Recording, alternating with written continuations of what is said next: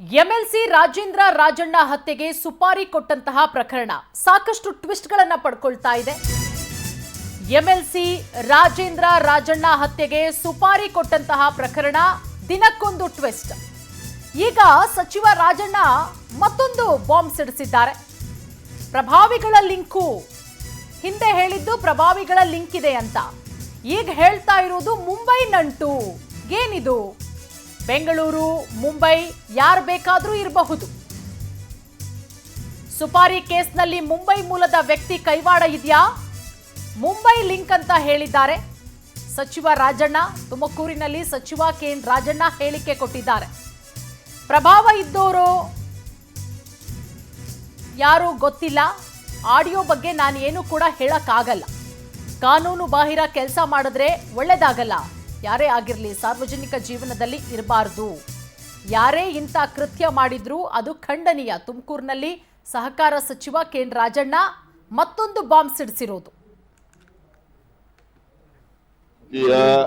ಕಾನೂನು ಬಾಹಿರ ಕ್ರಮಗಳಿಗೆ ಯಾರೇ ಕುಮ್ಮಕ್ಕಿರ್ಲಿ, ಯಾರೇ ಪ್ರಯತ್ನ ಮಾಡಿರ್ಲಿ, ಅವರೆಲ್ಲರಿಗೂ ಕೂಡ ದೇವರು ಒಳ್ಳೇದ್ ಮಾಡಲ್ಲ ಅನ್ನೋದ್ರ ಜೊತೆಗೆ ಅವ್ರ್ಯಾರು ಸಾರ್ವಜನಿಕ ಜೀವನದಲ್ಲಿ ಇರಬಾರ್ದು. ಯಾರೇ ನಾನು ಯಾರೇ ಮಾಡಿದ್ರೆ ನನಗೂ ಅನ್ವಯ ಆಗೋದು ನಾನು ಹೇಳೋದು ಬೇರೆಯವ್ರಿಗೋಸ್ಕರ ಅಲ್ಲ, ನನ್ನ ಸೇರಿಸ್ಕೊಂಡು ಹೇಳೋದು. ಬೆಂಗಳೂರು, ಬೊಂಬೈ ಯಾರು ಬೇಕಾದ್ರೆ ಇರ್ಬೋದ್ರಿ,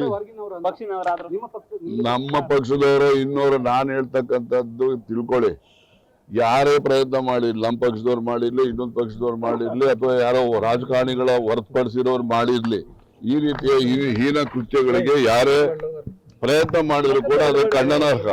ಈ ರೀತಿಯ ಎನ್ಕ್ವೈರಿ ಆಗ್ತಾ ಇದೆ ಅಂದ್ರೆ ಎನ್ಕ್ವೈರಿ ಆಗುವಾಗ ಮಧ್ಯೆ ಏನ್ ಹೇಳಕ್ಕಾಗ್ತದೆ?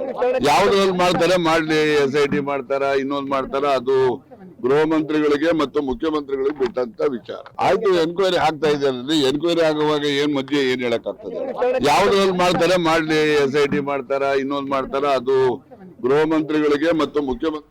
ನೋಡಿ, ರಾಜಣ್ಣ ಅವರ ಹೇಳಿಕೆಯನ್ನ ಗಮನಿಸ್ತಾ ಇದ್ವಿ. ಯಾರೇ ಆಗಿರ್ಲಿ ಅವರು ಸಾರ್ವಜನಿಕ ಜೀವನದಲ್ಲಿ ಇರಬಾರ್ದು, ಈ ರೀತಿ ಮಾಡೋದು ಖಂಡನೀಯ. ಅದು ನಾನೇ ಆಗಿರ್ಲಿ, ಬೇರೆ ಯಾರೇ ಆಗಿರ್ಲಿ. ಅದರ ಜೊತೆಗೆ ಬೆಂಗಳೂರು ಲಿಂಕ್ ಇರಬಹುದು, ಮುಂಬೈ ಲಿಂಕ್ ಇರಬಹುದು ಅಂತ ಹೇಳಿ ಮತ್ತೊಂದು ಬಾಂಬ್ ಸಿಡಿಸಿರೋದು. ಈ ಬಗ್ಗೆ ಮತ್ತಷ್ಟು ಮಾಹಿತಿ ಕೊಡ್ತಾರೆ ನಮ್ಮ ಪ್ರತಿನಿಧಿ ದೀಪಾ. ಈಗ ನಮ್ಮ ಜೊತೆಗೆ ನೇರ ಸಂಪರ್ಕಕ್ಕೆ ಜಾಯ್ನ್ ಆಗಿದ್ದಾರೆ. ದೀಪಾ, ಈ ಹನಿ ಟ್ರ್ಯಾಪ್ ವಿಚಾರ, ಅದರ ಜೊತೆಗೆ ಸುಪಾರಿ ಕೊಟ್ಟಂತಹ ವಿಚಾರ ದಿನದಿನಕ್ಕೂ ಕೂಡ ಸಾಕಷ್ಟು ಟ್ವಿಸ್ಟ್ಗಳನ್ನ ಪಡ್ಕೊಳ್ತಾ ಇದೆ.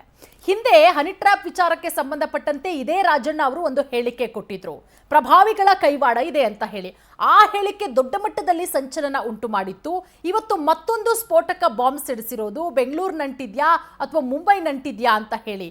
ಏನಿದು ಪ್ರಕರಣ ಅಂತ ಹೇಳಿ ದೀಪಾ. ಪೂರ್ಣಿಮಾ, ಸದನದಲ್ಲಿ ಹನಿ ಟ್ರ್ಯಾಪ್ ಪ್ರಕರಣದ ವಿಚಾರವಾಗಿ ಏನು ಚರ್ಚೆ ಶುರುವಾಯಿತು, ಅಂದಿನಿಂದ ಇಂದಿನವರೆಗೂ ಕೂಡ ಒಂದಿಷ್ಟು ಹೊಸ ವಿಚಾರಗಳು ಬಹಿರಂಗ ಆಗ್ತಾನೆ ಇದೆ. ಯಾವಾಗ ಹನಿ ಟ್ರ್ಯಾಪ್ ಅನ್ನುವಂತಹದ್ದು ಶುರುವಾದ ನಂತರದಲ್ಲಿ ಕೊಲೆ ಸುಪಾರಿ ಅಂದ್ರೆ ರಾಜೇಂದ್ರ ರಾಜಣ್ಣ ಅವರ ಮೇಲೆ ಕೊಲೆಗೆ ಯತ್ನ ನಡೆದಿತ್ತು ಅನ್ನುವಂತಹದ್ದು ಕೂಡ ಚರ್ಚೆಗೆ ಬಂತು. ಆ ನಿಟ್ಟಿನಲ್ಲಿಯೇ ಅವರು ದೂರನ್ನು ಕೂಡ ದಾಖಲು ಮಾಡಿದ್ದು. ಅದರ ಬೆನ್ನಲ್ಲೇ ನಿನ್ನೆ ಅಷ್ಟೇ ಒಂದು ಆಡಿಯೋ ವೈರಲ್ ಆಯಿತು. ಆಡಿಯೋದಲ್ಲೂ ಕೂಡ ಯಾವ್ಯಾವ ರೀತಿಯಾಗಿ ಸಂಚನ್ನ ರೂಪಿಸಿದ್ರು ಅನ್ನುವಂತಹದ್ದನ್ನ ಎಳೆಯಾಗಿ ಆ ಮಹಿಳೆಯೊಬ್ಳು ಬಿಚ್ಚಿಟ್ಟಿದ್ಲು. ಆದ್ರೆ ಇದೀಗ ಹೊಸ ಬಾಂಬ್ ಅನ್ನುವಂತೆ ಕೊಲೆಗೆ ಬೆಂಗಳೂರಿನವರು ಸುಪಾರಿ ಕೊಟ್ಟಿದ್ದಾರೋ ಅಥವಾ ಮುಂಬೈ ಲಿಂಕ್ ಇದೆಯೋ ಅನ್ನುವಂತಹ ಅರ್ಥದಲ್ಲಿ ರಾಜಣ್ಣ ಇವತ್ತು ಮಾತನಾಡಿರುವಂತಹದ್ದು ಹೊಸ ಬಾಂಬ್ ಸಿಡಿಸಿದಂತೆ ಕಾಣಿಸ್ತಾ ಇದೆ.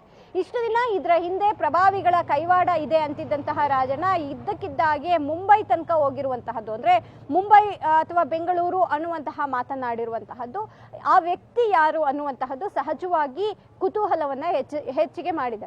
ಯಾಕಂದ್ರೆ ಸುಪಾರಿ ಕೊಡುವಂತಹ ನಿಟ್ಟಿನಲ್ಲಿ ಇವರ ಒಂದು ವಿರೋಧ ಆಗಿರಬಹುದು, ಅಥವಾ ಸುಪಾರಿ ತೆಗೆದುಕೊಂಡಂತಹ ವ್ಯಕ್ತಿ ಮುಂಬೈಯವನ ಅಥವಾ ಬೆಂಗಳೂರವನ ಅನ್ನುವಂತಹದ್ದು, ಅಥವಾ ಇದರ ಹಿಂದೆಯೂ ಕೂಡ ಪ್ರಭಾವಿಗಳು ಯಾರಿದ್ದಾರೆ ಅನ್ನುವಂತಹ ಎಲ್ಲವೂ ಕೂಡ ಒಂದೊಂದೇ ಅಂದ್ರೆ ದಿನಕ್ಕೊಂದು ಟ್ವಿಸ್ಟ್ ನ ರೀತಿ, ದಿನಕ್ಕೊಂದು ಹೇಳಿಕೆಯ ರೀತಿ ಹೊರ ಬರ್ತಾ ಇರುವಂತದ್ದನ್ನ ನೋಡ್ತಾ ಹೋದ್ರೆ ಇದರ ಒಂದು ಜಾಲ ದೊಡ್ಡದಿದೆ ಅನ್ನುವಂತಹದ್ದಂತೂ ಸ್ಪಷ್ಟ ಆಗ್ತಿದೆ. ಆದ್ರೆ ಇದೀಗ ಅವರ ಬಾಯಲ್ಲೇ ಬೆಂಗಳೂರಿನವರು, ಮುಂಬೈನವರು ಅನ್ನುವಂತಹ ಅರ್ಥದಲ್ಲಿ ಹೇಳಿಕೆಯೊಂದು ಹೊರ ಬಂದಿರೋದನ್ನ ನೋಡಿದ್ರೆ ಪೊಲೀಸರು ಇದನ್ನ ಗಂಭೀರವಾಗಿ ತೆಗೆದುಕೊಳ್ಬೇಕಾದಂತಹದ್ದು ಕೂಡ ಅವರ ಮುಂದಿರುವಂತಹ ಒಂದಿಷ್ಟು ವಿಚಾರ. ಆದ್ರೆ ರಾಜಣ್ಣ ಅವರ ದಿನಕ್ಕೊಂದು ಹೇಳಿಕೆ ಹಲವು ಆಯಾಮಗಳನ್ನು ಕೂಡ ಪಡಿತಾ ಇರುವಂತಹದ್ದು. ಸದ್ಯಕ್ಕೆ ಅವರ ನೀಡಿರುವಂತಹ ಹೇಳಿಕೆ ಕೂಡ ಹೊಸ ಟ್ವಿಸ್ಟ್, ಈ ಒಂದು ಪ್ರಕರಣಕ್ಕೆ ಹೊಸ ಟ್ವಿಸ್ಟ್ ಸಿಕ್ಕಂತಾಗಿದೆ ಅನ್ಸುತ್ತೆ. ಪೂರ್ಣಿಮಾ, ದೀಪಾ, ತಮ್ಮೆಲ್ಲ ಮಾಹಿತಿಗಾಗಿ. We'll be right back.